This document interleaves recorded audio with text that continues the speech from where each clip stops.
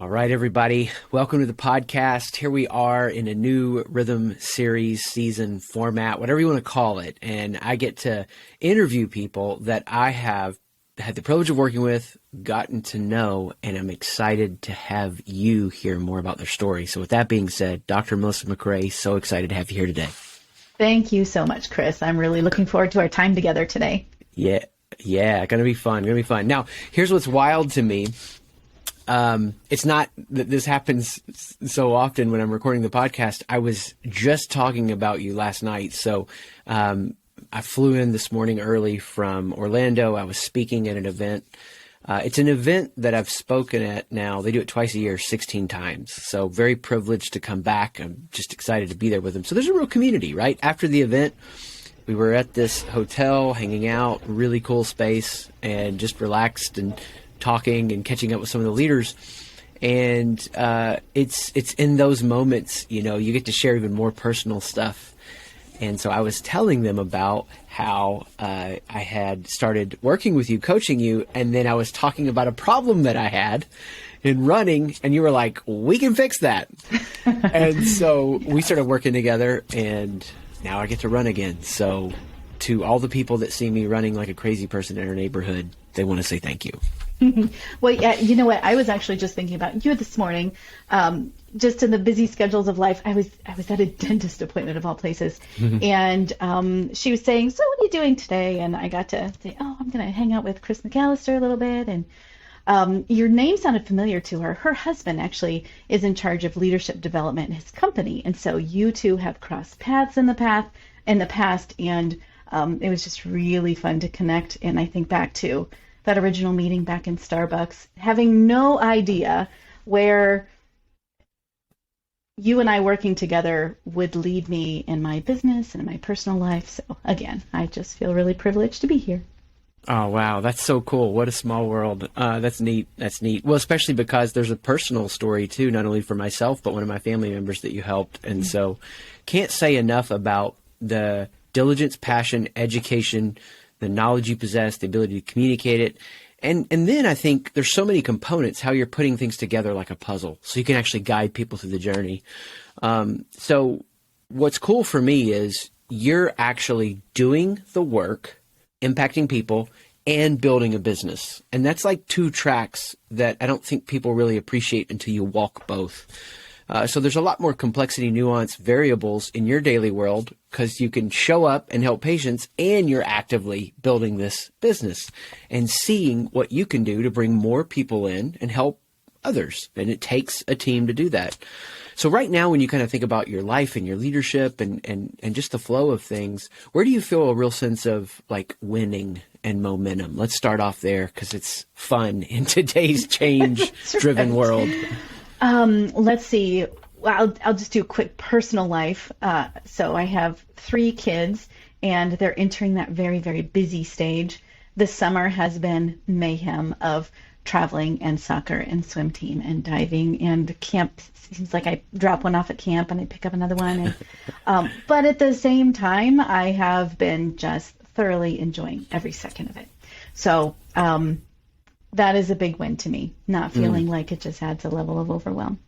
Another big win would be business-wise. For me, I'm sure we'll touch on some of this later, but I'm not a big fan of conflict or addressing conflict head-on, but I've done several things in the business that needed taken care of over the past couple weeks as a business owner, and I feel so good about that and able to move forward.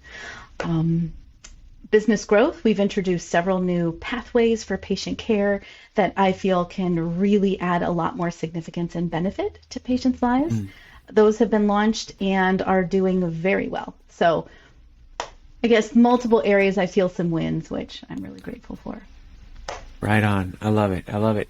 And what's so important for us right now is because so much change is happening, we have to appreciate that at any given time in our life, we have categories. We have these the presence of all of these categories at once. We're always having places we're winning.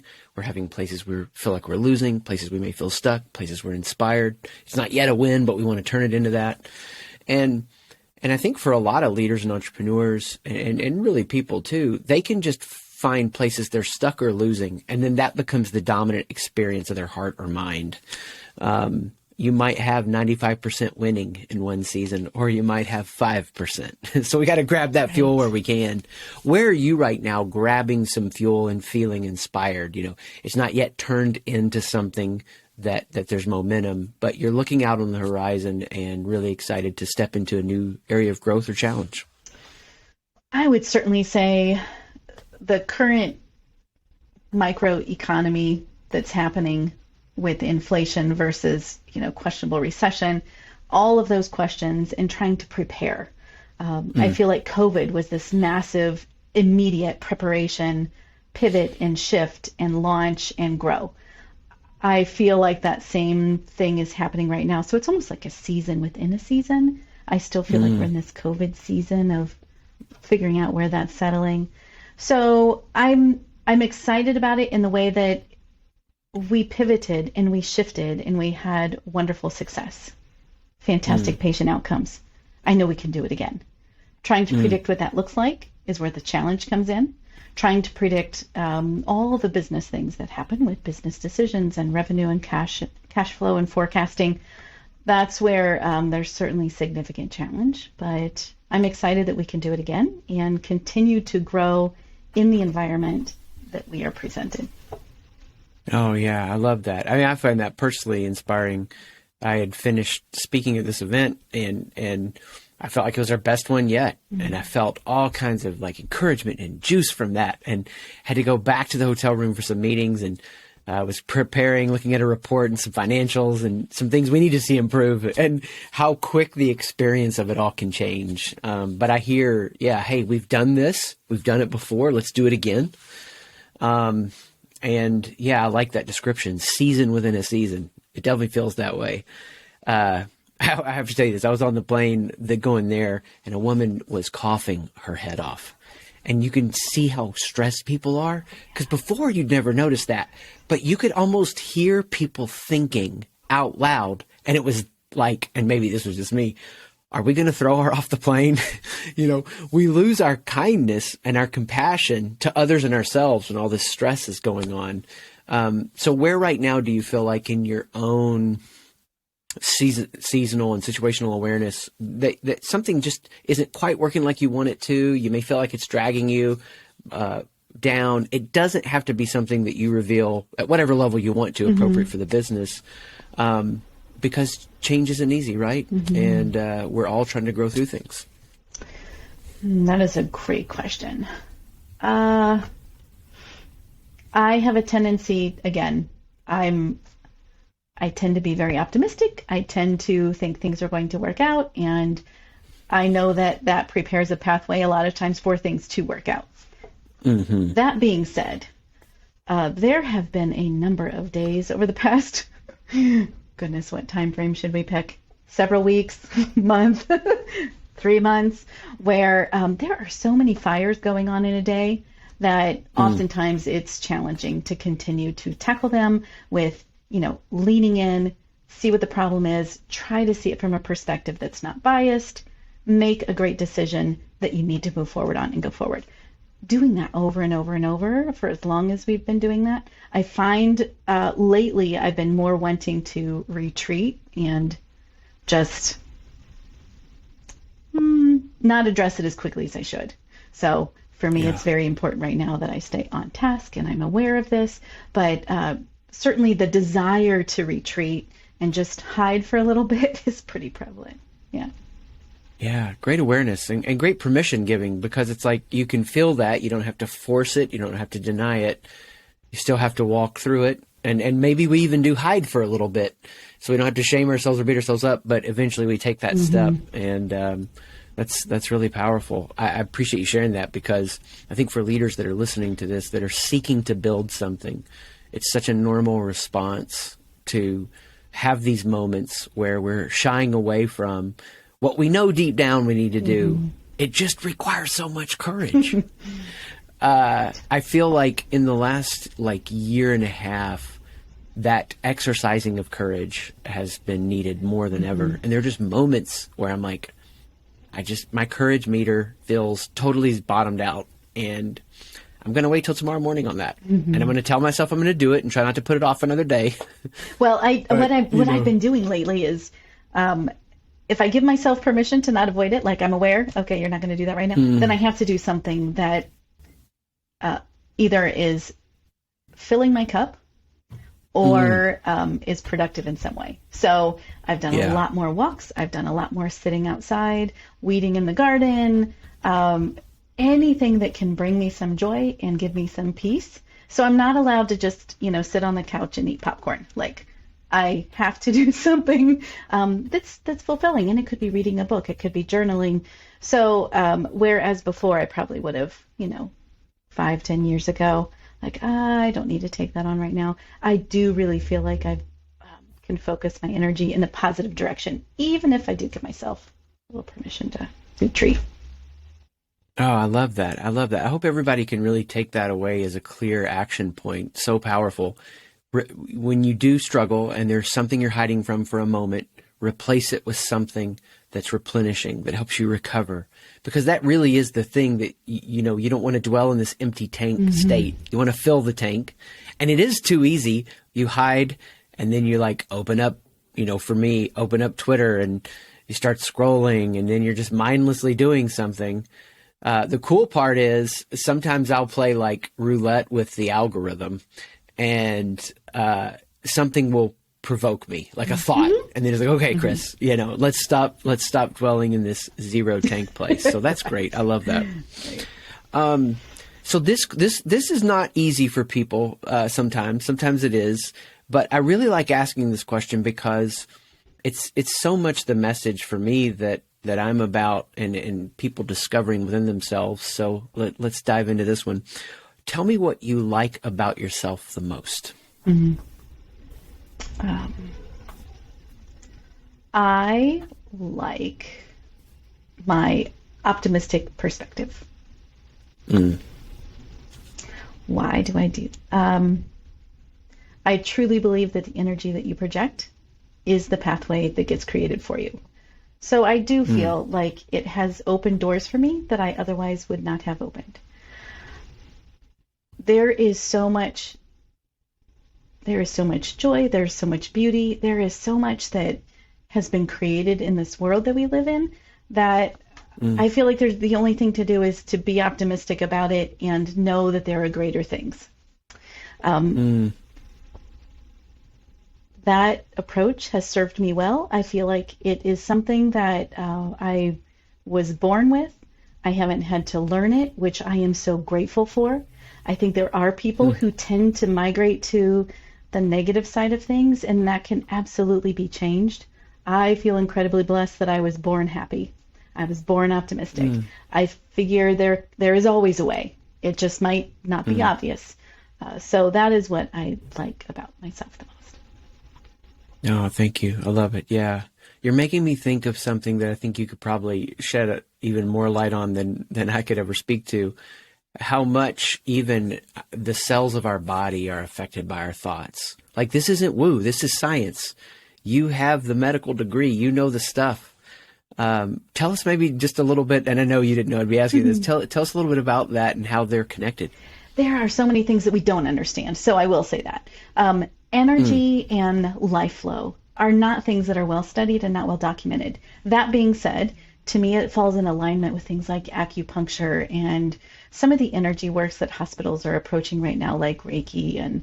But we know that the power of positive thought is incredibly powerful, and we have studied that. So if you take a patient, for instance, who does have a very positive mindset or outlook on whatever their illness is, they will typically do 50% times better than somebody who has a negative outlook on their disease process. So we have those kind of basic studies. I think as we continue to develop in energetic measurement, we will be able to find out some absolutely fascinating things about how people's attitude and even thought projection can affect their health from the inside out. For now, they're kind of rudimentary studies. If you have a more optimistic attitude, we know you do better in regards to your health. It'll be fun to get a little more in the weeds with that to see, what's really going on. Yeah, that's awesome. I mean, I recently discovered a device I was using for running, because I was measuring my heart rate and seeing that it really wasn't doing what I thought it would. So I couldn't push my heart rate as much. It was just restricting my breathing. But, and I'm not justifying it, because once I knew the data, I couldn't keep doing the action. But up to that point, the placebo still had effect, right? And so I think we don't think enough about that. I love your vision as I've heard it. You're really bringing an approach that's holistic. It's like the best of Western and Eastern medicine together. We can treat the whole person. This is my hack way of describing it. So please, if I say things that you would be like, oh, I don't want to be thought of that way, correct it and set me straight. But I'd love to hear just a little bit about your, the origin story of your passion to step away from the traditional confines of the practices that bill for insurance and all that. And maybe even a story that, I know you can't talk directly about patients, that kind of encapsulates that shift for you and why you do what you do. I think my full drive occurred because when you put the two things that equal success together, if you think about like service and significance, if you get service and significance together and that leads to success, always wanting to be a successful person, my version of success is based around those two things. I actually had a traditional family practice office for about 12 years, and I loved it. I had a full practice. I've always been independent, so I wasn't employed by a hospital system or a large organization. I loved my patients. I had an amazing staff. We had a culture of nurturing and caring, but also really great care. So I had that practice. I was about 8 years in.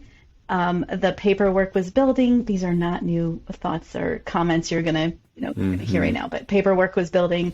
The out of the patient exam room activities were getting greater than the in-exam room activities. So I treasure my time with patients. It's the one way you're going to really find out what's happening, what's going on, and how best can I help somebody. So as that time shrunk, as I was being pushed to see more patients, I had done a fair amount of non-surgical aesthetics in the practice, and that was a cash portion of the practice versus my insurance-based medical portion. My cash-based practice was actually covering my income, the staff's income, and the profits. The medical portion was just a break even.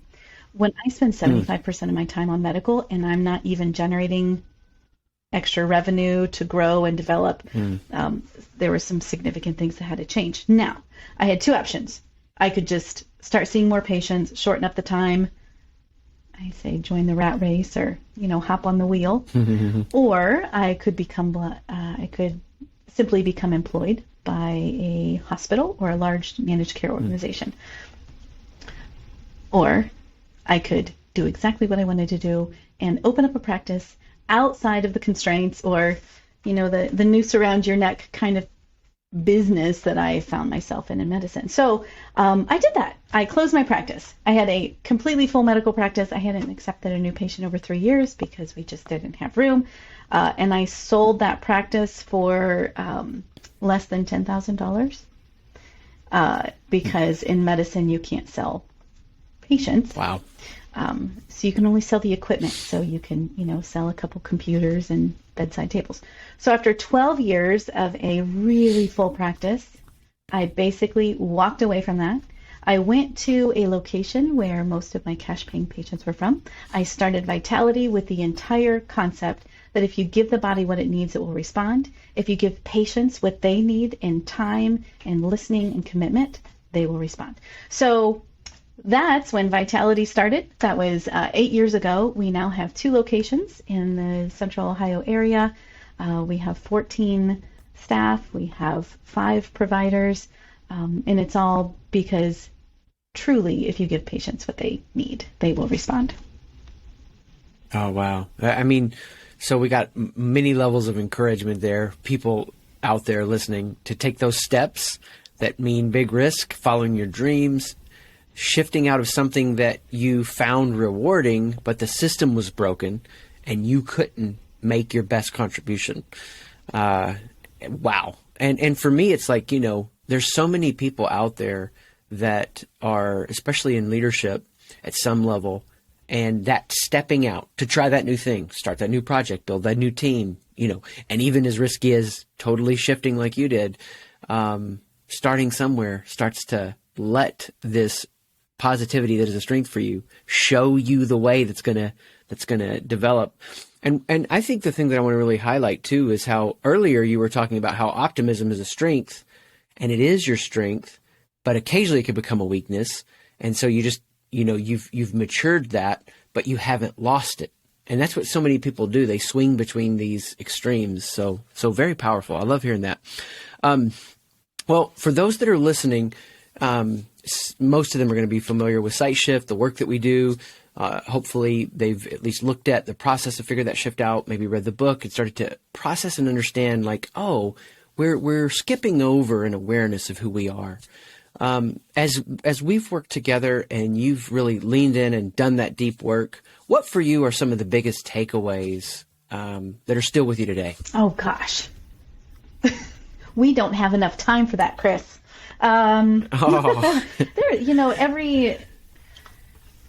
Every engagement is really something to reflect back on.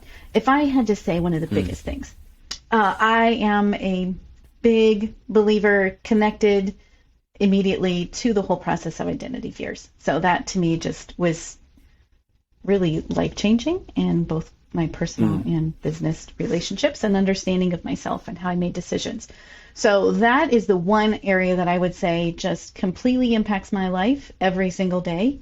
And it helps me understand why I gravitate to certain decisions, but then having that understanding really lets me evaluate things better. So identity fears and the understanding of what personally drives somebody, and we're all different. So being able to engage in relationships with people and understand I'm coming at it from my perspective, and having an idea where they're coming at it from allows just so much more open communication, much more progress.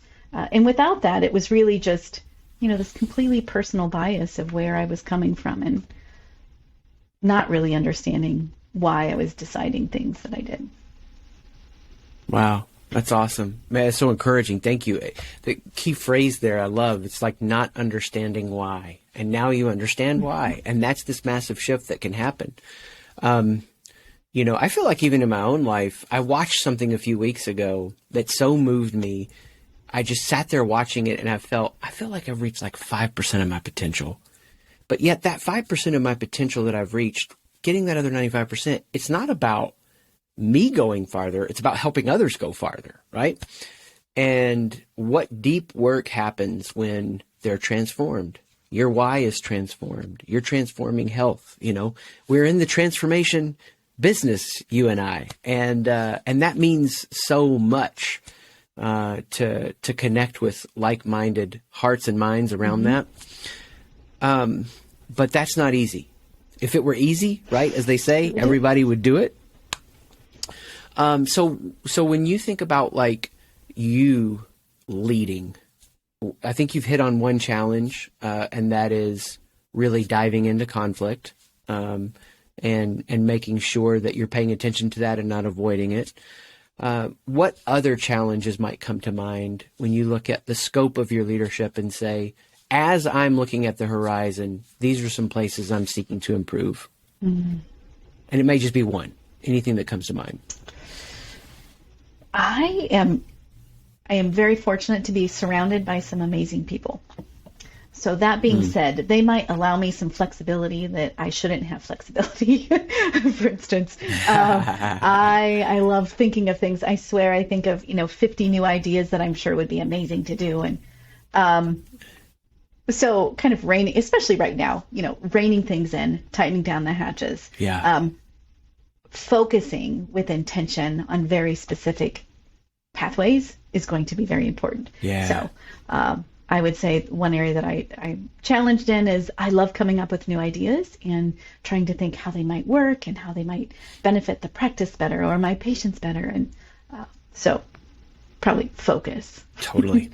Not, avoiding so many shiny things of my mind and really thinking it. Yeah. I love that. Thanks for the vulnerability. I mean, I have a notebook here. Nobody needs to see what I put on this notebook because I was on a plane. right? That's like the plane is the worst and the best because there's no distraction and it's ideas on fire. Absolutely. Especially after you've been to an event. Yeah, this exactly. is amazing. Yeah. Imagine what we could do. Totally. Exactly. So yeah, we're in a similar season because of we're wired similarly, the ideation and the vision and the visionary capacity, and our season is very similar. Like, okay, Chris, you don't get to do the experimental to do the fundamental. So I developed a daily checklist for myself that is literally the fundamentals that I have to make sure I do before hey, what if? That's great. Yeah, and necessary. So I'm so glad you shared that, because if we don't know the season we're in and this moment that we're in right now, where it's going to be a challenging environment and good businesses are going to get better, businesses that had inherent flaws that were riding on the momentum of the economy are going to end. And as we know that, it's like, okay, well, the experimentation will still be there, the ideation will still be there, but I'm going to work these fundamentals. So super awesome. Well, as you think about leaders that might be listening to this and your own experience and where the world's at right now, what's an encouraging message you think leaders need to be sharing regularly right now in whatever space they find themselves leading? I fully believe that people don't hear enough that there is always hope. From a patient perspective, 3 times yesterday, I had patients come in and tell me their doctor told them there's nothing else they could do. We hear that, I think, way too often. So from a leader perspective, you know your employees are thinking that. You know they're thinking it in some aspect of their life, whether it's their personal life or they're looking for a way to accelerate through the chain of your business. But from what they see, there's no hope that'll ever happen. You know they're thinking it. And if you don't know they're thinking that, you need to know they're thinking it. From a personal perspective, from a leader, that hope has to be there as well. From a business perspective, you are innovative, you are creative, or you wouldn't be where you're at. So just knowing there is hope and allowing yourself that space to find what it's going to take for you to move your business forward. From a personal perspective, I have seen more business leaders getting sick than I ever have before. Ooh. It could be simply that they come in and tell me their brain does not work anymore. Like they're missing meetings, they're forgetting things, they just can't focus, they're not sleeping. So many of those things are traditionally, well, get some sleep, try to exercise. You know, you'll hear like these regular pathways, and they'll come in and they'll say, I've done it, and something is wrong. Something is just not right. So just an understanding that there are practitioners similar to what I do out there, but it takes somebody who's going to listen to you, somebody who is innovative and forward thinking, and know that there are options for you, and there are treatments out there that are absolutely amazing. So whether it's in your business life or your personal life, you have to focus on the fact that there is hope. You have to find the source for where that hope is and follow it until it improves. Wow. That's so encouraging. Thank you for sharing that. I want to draw out something that you're finding more and more business leaders being sick or not feeling well. They've tried all the normal pathways. I know that you can't like mass diagnose an audience, so not asking you to do anything ethically inappropriate or whatever. But what for you is something you could speak to about the why behind that? So the fundamental component is stress, and certainly in my opinion, stress. Stress does all kinds of things physiologically to us. We have these adrenal glands, and they put out the stress hormone cortisol. It all sounds fine and cute, but it can be very dangerous on a long-term basis when you continue to crank out cortisol, which is your stress hormone that allows you to get through. Well, normally what happens is you're in a situation where you need this extra boost of cortisol, and then the stressor starts to fade away and your body goes into recovery mode. What we're seeing right now, the stressors, especially on business owners, have been so high and so significant, and they are not tapering off. And people are not able to get any kind of repair and heal from this excess cortisol production. It affects the brain in many, many ways. A lot of people think, oh, it's just fatigue and I'm just exhausted all the time. What I worry about the most is those high cortisol levels cross into the brain and create something called neuroinflammation. And as you can all imagine, neuroinflammation is not something that's good. It's like tangles, just tangled signals being sent and cellular debris that doesn't get cleaned up. And so pretty soon in your brain you have almost like, I imagine a hoarder, just junk everywhere and it's not getting cleaned up. So long periods of high stress cause very high levels of cortisol. My biggest concern is what it does to the brain.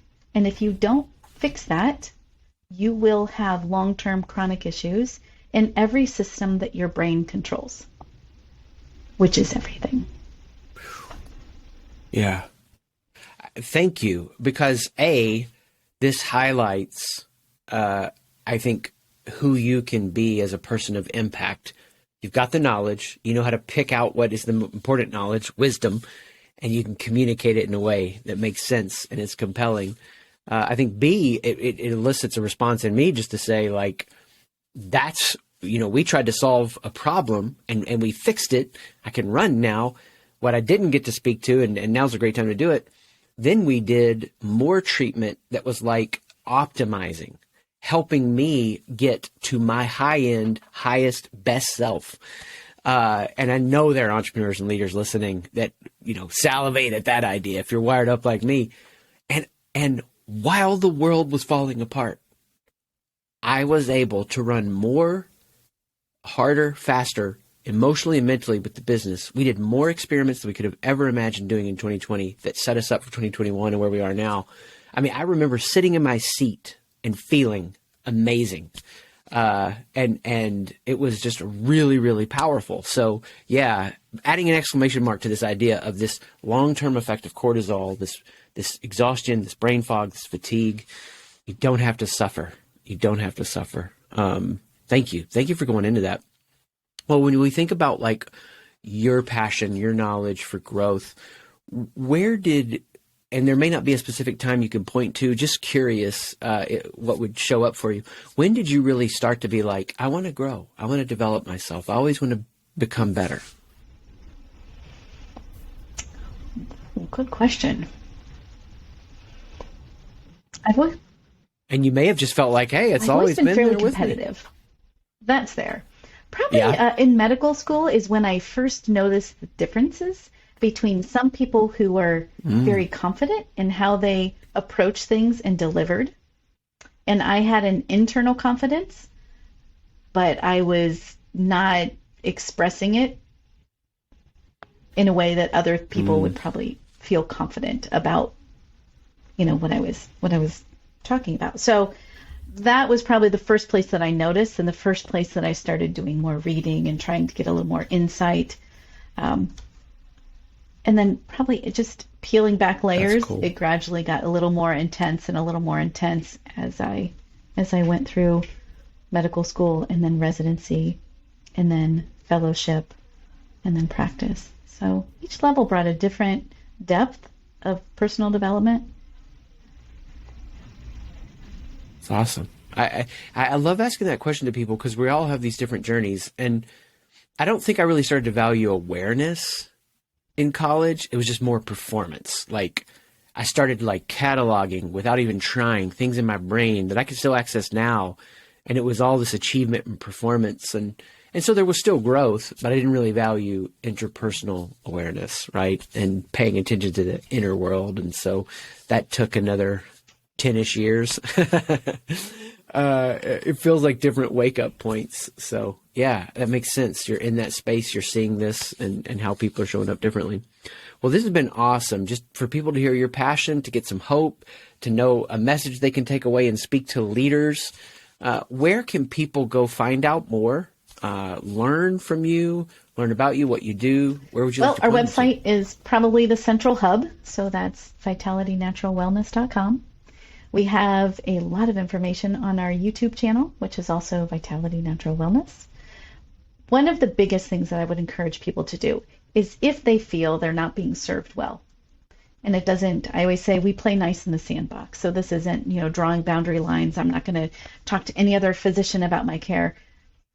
If they feel like they're not being served fully, then simply what I prefer is they call the office or text the office.